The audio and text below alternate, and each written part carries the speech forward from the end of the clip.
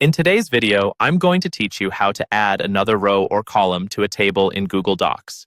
Whether you're working on a school project, organizing data for work, or just making a personal list, knowing how to efficiently manage your tables in Google Docs can be incredibly helpful. Let's walk through the process step by step, making sure you feel confident and capable by the end of this guide. First, let's talk about how to add a row to your table. Start by locating the table within your document. Once you've found the table where you'd like to add a new row, you'll need to choose a specific cell in the row above or below where you intend to insert your new row.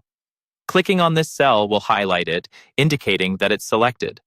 This highlighted selection is crucial because it tells Google Docs where you want your new row to appear. Now, with your cell selected, you'll need to use the right-click function on your mouse or trackpad. After right-clicking, a context menu will appear on your screen, offering a variety of options. Here, you should look for and select one of the two options: Insert Row Above or Insert Row Below. Your choice depends on whether you want the new row to be above or below the row you initially selected. Once you've made your choice, just click on it, and voila, your new row will appear exactly where you wanted it. Next, let's move on to adding a column. The process is quite similar to adding a row, but with a slight difference.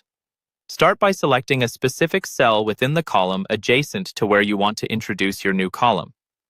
Whether you want the new column to be on the left or right of this current column, the process begins the same way, by clicking on one of its cells.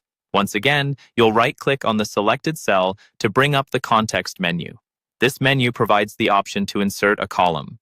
You'll notice the options Insert Column Left and Insert Column Right. Depending on where you want your new column positioned, select the appropriate option. As soon as you click it, your table will update to include the new column in the position of your choosing. Remember, managing your tables in Google Docs doesn't have to be a daunting task. With these straightforward tips and tricks, you can easily customize your document to better fit your needs.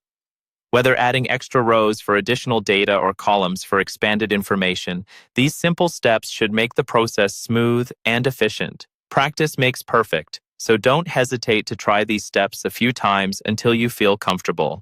Thank you for watching, and I hope you found this guide useful for your document creation on Google Docs.